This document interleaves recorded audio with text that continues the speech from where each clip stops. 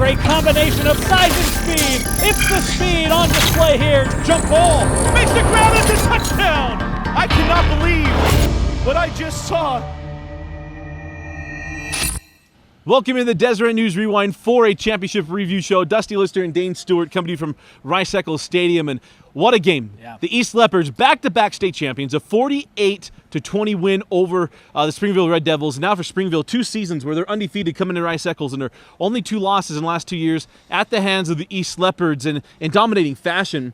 And I think what's interesting about both these games, Dane, and this one different than the one before. If you watched our Facebook Live pregame show, if you watched the halftime show we did on KSL.com during the live stream, the first game was Johnny Lang, and the second game was all about Jalen Warren. Yeah, we talked about Jalen Warren. One of his least efficient outings in his career was against Springville in last year's semifinal. Well, one of his most efficient outings was in the 4A state championship a year later. And Jalen Warren, a fantastic job. Look, we're going to talk about him a little bit, but for those who say he doesn't have breakaway speed, Jalen Warren is just fine, all right? This is a kid who would be really successful at the next level. And, I mean, I look at local coaches, and he's a kid worth an offer. We'll leave it at that. We'll get to that in more depth later. Yeah, we'll get into it a little bit more. And I think let's do this. We're gonna produce on the air. We're gonna first talk about Springville. Let's talk about Springville and what we saw in this ballgame. Some of the things that worked for them. I thought they kept this game closer than before. So for all the heat we took about talking about the quarterback situation, all those different things, the reason we talked about it, because I think if Ben Ford plays in this game, and I know we're gonna take some heat for this too, Ben Ford plays, East might score 60 points. And the reason I say that, history dictates this is such. Last week they scored 57 points in the first half against Maple Mountain, a very, very good defense, and that's just the difference. It's just the miscues and different things that don't take place. That's what happens. Maybe it doesn't, maybe it does. It doesn't matter. I think maybe they score more. But for Springville, they kept this game within 14 points for a while, and I thought Jansen Thorpe, this was a carbon copy of a year ago. He ran around for his life and able to find open wide receivers. That kid deserves a Purple Heart for standing in against a terrific pass rush. Yeah. He avoided it most of the night until it finally gave in. He did. He did a great job. You look at him, sacked 3 times, but I mean, it could have been 6 or 7 or 8. And you look at Springville offensively, Dusty, only 49 yards rushing net. They abandoned it in the second half. And they had to, right? I mean, they were down by 2 and 3 scores the entire second half. They had to do something to try to get back in the ballgame. But to your point, they had opportunities, right? You get a big turnover late in that second quarter. You are nearly inside the red zone. You can't capitalize. That's a big moment in this ball game, and even in the second half, another East turnover, and they just couldn't move the football. And I mean, a lot of that East made them become one-dimensional, and some of that is pressure put on by the offense. And you mentioned that, not having Ben Ford in there and having Harris, the offense maybe came down a notch. That being said, I thought Harris did a fantastic job. And I know you're not trying to take anything away from him. He ran this. So when offense, you say down a notch, it's from a 15 to a 14 out of 10. Sure. Yeah. And I mean, so Harris did a fantastic job running this offense, and Coach Maddox did a great job of getting him ready. And a kid that was behind Ben Ford for most of the season has to come in the second half in the semifinal, and boy, he looked like a starter in the championship game. And credit goes to the coaching staff, but credit goes to Harris for being ready and stepping up on the biggest stage in his high school career and delivering for his team. One of my favorite things, I got to talk to him after the game, and I asked him about being ready for this ballgame. So your biggest thing for you? And he goes, all year long, the coaches told me to be ready. Yeah. He said, and finally, he's like, this week, I felt like it all kind of happened. He's like, I was ready, and I was ready to go, and it just finally took place. I think that's awesome. Yeah. I mean, and it tells you what this coaching staff's all about. That's the culture that's built up. So this week, Bill Belichick says about his quarterbacks, right? He said, hey, if Tom Brady goes down, we expect our quarterback to plug him in, Jimmy Garoppolo, and go. Well, that's what Coach Maddox has built. Yeah. He's like, look, if our quarterback goes down, we know what's in our program. We're going to put him in, and we expect him to play. And we expect him to play at a certain level.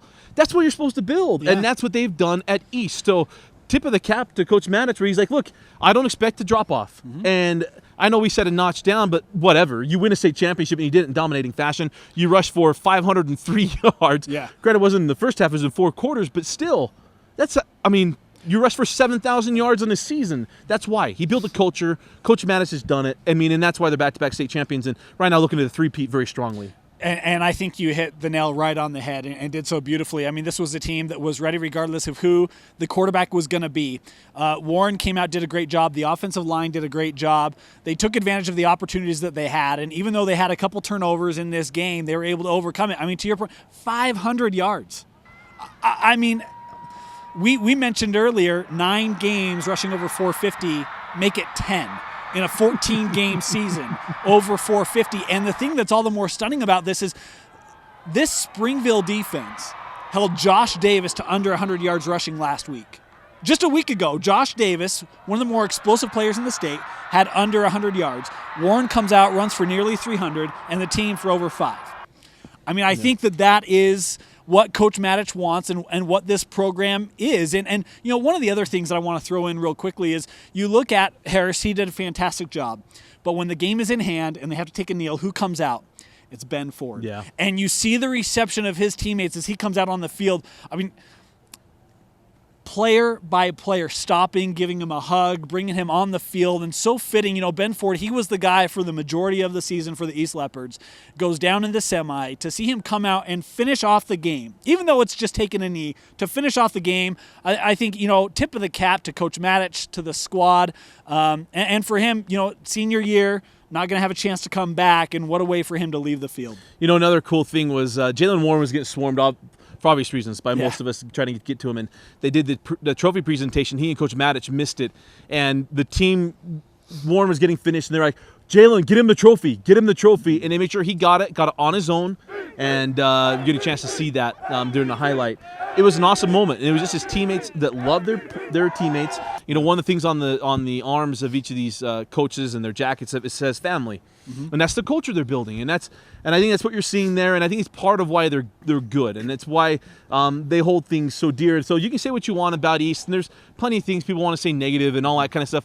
First and foremost, these guys are a family. They stick together, and that's why when through adversity and through everything else, and that's what's great about football. I don't care who you play for, and I don't care what team you're on. Why guys who play football are so close to guys they played with is that there's a bond that's there that's never broken, and it carries on. And I didn't get to enjoy winning a state championship with my teammates, but they're teams I was part of I loved. They're guys I've coached in baseball. I loved them. And so it's just awesome to see that. And then on the flip side, you see the kids from Springville just in heartache, but it's because you know that those bonds that you have with your teammates, they won't be the same, but you know that that's your family. Those guys that you've bled, you sweat with, and you've cried with, and these are hard moments. It's the figurative wars that you've been through together as brothers, right? And that have really forged the relationships. You know, I've been able to talk to Jalen Warren a couple times, and the thing that is most astounding, this is a kid, folks, who just set the record at 3,200 yards in a single season in 14 games. Okay, do the math. That's like 230 a game.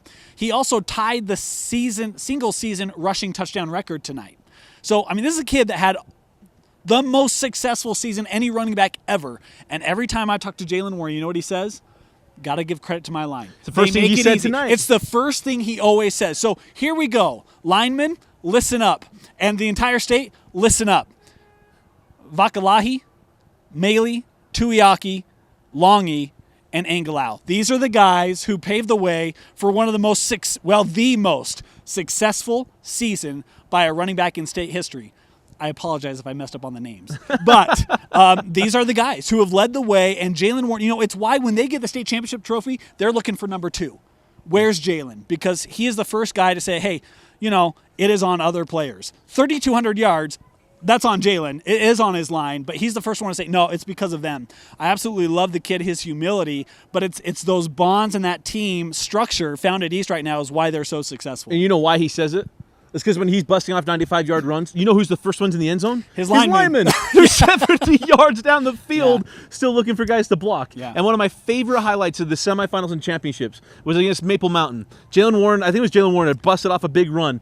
And a Maple Mountain player, and I don't mean to defame him because it's not why I'm doing this. It's to absolutely prop up the lineman from East. There's a safety from Maple Mountain trying to chase him down, and a lineman from East is in front of me, turns around and looks at him. The kid pulled up. He was like, nope, I don't want to test this because the linemen are downfield blocking. I asked Coach Match about it too, and he said, it's not easy, but our kids, we believe in being aggressive. We believe in doing that. And one of the other things, tonight there's a play where, you know, they run it. Warren gets the fake, and it's Harris around the end. Well, you know where Warren ends up? 8 yards down the field blocking. Everybody has bought in. The state's all-time single-season rushing record holder, is 8 yards down the field blocking a safety. Everybody is bought into, if you don't have the ball, you get your butt down the field and you engage with a defender. And it's why East has been so dominant running the football, is because they have 10 guys on the field blocking regardless of their position. Absolutely. Well, a couple more words on Springville, too, and we'll get back to the Love Fest on East and what they've been able to do the last 2 years. Because when you do what they've done, and they've done it so dominantly, you have to talk about it, because what shade do you want us to throw on them? But look at Springville. I think when you look at Coach Willie Child and what this team's about, they're about being the underdog. Yeah. They're about having a chip on their shoulder. They're about you don't respect us and all the Rodney Dangerfields of the 4A classification in the last 2 years. But what I will say about Springville in the last 2 years is you won't say that they throw in the towel, and you won't say all those different things. Now, sometimes that's cliche, but in tonight's game, that's certainly the case. They don't throw in the towel. And they don't, in the moments where you expect them to walk away, they don't. They keep bringing the lumber, and they keep walking into the fight. And they're the team that, hey, you're not going to KO them. You know, it's just not. It's one of those things. You're not going to knock them out. They're going to end up on their feet. They might lose the decision, but they're still going to be on their feet at the end of the fight. Well, and that being said, I mean, this game is a 2-possession game in the fourth quarter. And Springville has the football. I mean, there's an opportunity still late in this game, as dominating as East was up front and offensively. Springville was still in this game late. Now, they couldn't make the plays late, and the East defense did, and ultimately they're able to extend the score by a couple extra touchdowns. But, I mean, Springville, to your point, does not go away. And even when things aren't going their way, right, you have possession late in the half, deep inside of East territory. You don't get it. You come out of the second half, and, you know, you try to make a few adjustments. You keep fighting. You keep scrapping. And, I mean, at the end, you know, they obviously could not make the plays to get back in the ball game and take the lead. But yeah, I mean, you look at a guy like Jansen Thorpe running around all night long. You look at a guy like Kelapolo. I mean, even a guy like Reimer. You know, I mean, he was completely taken out of this ballgame. Only 2 receptions for Brennan Reimer. Had to go to other outlets. And, in fact, Mortensen had a nice game. Hollinger had a nice game. They both stepped up and made big plays for the Springville Red Devils. And I mean, that's the thing. It's next man up, and it's a team that's gritty. It's why they've gone undefeated in the last 2 regular seasons. And, you know, honestly, here's something else. If it's not for the East Leopards, Springville is your 4A state champion. I think they showed that they have an elite defense in the 4A classification, and their offense was really, really good. East was just a little bit better, and I think that we knew that for a majority of the season. When you look at, you know, beating De La Salle and beating Pulaski, this East team was at a different level. Absolutely, and I think here's a sequence that kind of speaks to what I'm saying too. Is opening drive of the third quarter, we just got off of the halftime show saying, hey, they got to score on this drive. Well, what do? They go 3 and out. The punt gets blocked, and East scores. Yeah. Well, what happens next? Springville marches right down the field and scores. And then, you know, that's what it speaks to. And I turned to the guy I was next to, a photographer, Big Al from Scout. We'll give him a shout out. Big Al from Scout's always here. And I turned to him and I said, man, Springville just doesn't give up, do they? He's like, no, they don't. And later in the game, he comes down. He's like, look, these kids just don't quit, do they? I'm like, no, they don't. And so it's one of the things you can say about them. And you're right. And I think one thing we all keep thinking and hoping and wishing for is somehow, some way, to get enough something put together and get East versus Bingham. And in fact, I heard the fans from East chanting it, matter of fact, that they want Bingham. I wish that could happen. Yeah. I really do. That would be a phenomenal game. And, I mean, you know, it would bring back the crowds of, you think of the 07s, the 08s, out the Binghams, right? That's what it would be. It would be a whale of a turnout. But I don't think that's going to happen. I don't think it's going to happen either. Remember in 05, well, our first year covering, so the 05 state championship, when it was Mountain Crest and Logan, they're like, put them at Romney, let's do it. And like, no, Coach Williams like, that's not happening. Let's not tarnish the championship here. That's right. Let's not let that happen. So, you know, to all the fans, it's just not going to happen. But looking at these two teams, Dane, and looking at East, let's kind of encapsulate this year for the East Leopards.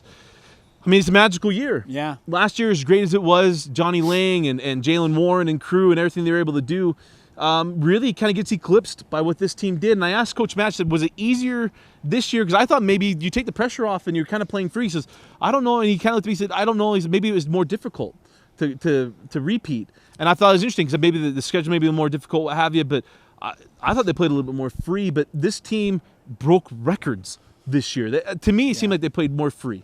I think it was an offense that how can you say that it was more open than last year's offense? Yeah. But at the end of the day, statistically, it was. I mean, here's something to think about. This team started 3 different quarterbacks, Dusty. They started 3 different quarterbacks on the way to having the most rushing yards ever as a team and an individual. I mean, just phenomenal. When you think about that, I mean, how many teams can have 2 starting quarterbacks and be successful? To have 3 and win a state championship, I think it speaks a lot to the quality of the coaching at East High School and Coach Madich and his staff, the ability to be able to get players ready, kind of that next up mentality that we talked about a little bit, with Ben Ford going down. And but Ben Ford was not the opening day starter. So it's just it's really interesting when you think about where the season has been. And a lot of times we focus so much on the state of Utah. I know we've talked a lot about East and their non-region play. 2-0 outside of state and handing outside of state teams their only losses. I mean, this was a team that not only represented 4A really well, but they represented Utah extremely well. And it's a team that really had a real good collection of talent. I mean, not sure where these kids are going to go, but I mean, we've talked about it. Scouts very, very big. Recruiting experts very big on the talent on this East squad. And you look at a guy like Lolohea, over 20 sacks this season. I mean, just the individual performances, when you put it all together as a team, just phenomenal. Absolutely. When you look back on this season and what we were able to see in the 4A classification, it's very, very interesting to watch what happened. And when we first came on the scene doing Deseret News Rewind, the first thing we said is East is the bully on top of the mountain. And we wanted to learn about the teams at the bottom. We were going to come up and challenge them. And what we learned is that the teams at the bottom were a lot closer to each other than they were to East. Yeah. And the reason being is what Coach Madich has built, and we talked about the culture, and we talked about everything that's there at East High School. And what we learned is that family bond, I don't want to say it's stronger than anywhere else, because I don't think that's the case. But what they've built talent-wise and skill-wise, and not only that, understanding their culture, understanding their positions, and understanding what their responsibilities are on their team, they execute at a higher level in their schemes than anybody else in the state of Utah. I was going to say, and I think on top of that, there's an added level of physicality to their game that you don't typically see week to week, especially for that long. And we talked about that, players blocking down the field, but offensively, defensively, it's a team that really gets after it. And, there's an intensity. We were talking up in the press box, Lions like to hunt. Tonight it was Leopards, and this season it's been Leopards. They are aggressive, they are quick, they are physical. And it was just, it was a team that was just really tough to match. One of the coaches from East told me after the game, they watch, so we appreciate the viewage. But he told me, he said, Dusty said, make sure you tell everybody, we didn't come into this tournament to participate. We came in to dominate. And they certainly did. And they did so in a really great fashion. Your final thoughts here on the 4A championship. One last thing. East set another record, Dusty, for the most average points scored during the playoffs. East 57 points per game in 4 playoff games. And so, you talk about the offense and the rushing success in Jalen Warren. It was a lot of guys. It's got to be average rushing yards, too. That has to be it as well. It probably is. every average offensive statistic except for passing was probably broken by the East offense this season. And we didn't even talk about Molisi and Vincent. Vincent had a touchdown. Molisi had a couple nice runs. Vincent did tell me he's ran full speed most of the time. Oh, okay. I'm kind of surprised by that. All right. We've teased him a little bit. Charlie Vincent, we love you. And we do. We'll look forward to seeing you for the next couple of years for the East Leopards. But, just the balance and the number of weapons they have. It was pretty easy to tell that there are just not a lot of defenses that can stack up athletically or physically with East. And it's why that matchup with Bingham would be so great, even though I wouldn't plan it in your calendars anytime soon. No, absolutely. And you look at this game, it's very interesting. We were hoping for a close game. That's what we hope for here on Deseret News Rewind, and anybody who covers these games. We want close games. We want to get to the fourth quarter and have a one-possession game, a tied game. Yeah. We want games where there's late in the fourth quarter, ball's in the hands of a team with a chance to tie or take a lead so that there's drama. That's what we hope for. We don't cheer against teams. We don't cheer against players. We want storylines and we want opportunities for drama. And what we saw in this 4A championship game and really throughout the year was a little bit of, not necessarily a lack of that, we saw dominance. We saw dominance by the East Leopards, but we saw a team breaking records. And if there's something we love even just as much as that is rarity. Yeah. And what we got from East was rarity. A 3,000-yard rusher, a team that rushed for over 7,000 yards, but a team that loves each other, that bought into a culture of a coach, and that has a culture and a future that is absolutely bright. And they now have back-to-back state championships after a long, long drought, and the future looks bright for the East Leopards. And for the Springville Red Devils, hey, keep trudging. keep pushing forward. We know from Coach Willie Child, that team will bounce back. They might not be able to go 12-0 again next year. Maybe they will. Yeah. There is a big no one chip on expected it the last 2 years. Absolutely. So, And they've got a culture built there as well. And that is a culture built on toughness. And that's a culture built on family. And that's a culture built on togetherness. And we expect Springville to continue to battle within wherever things change. Yep. We got 6 classifications coming, all the realignment going. It's be very interesting. It's all changing as we know it. But right now is what we know. The East Leopards are the 4A state champions, and congratulations to Coach Matich and the East Leopards on a terrific back-to-back run and a record-setting season for Jalen Warren and the East Leopards. Congratulations on back-to-back state championships for the East Leopards. For Vince Francis and Dane Stewart, I'm Dusty Lister. Thanks for joining us and watching Deseret News Rewinds 4A Championship Review Show from Rice-Eccles Stadium on DeseretNews.com.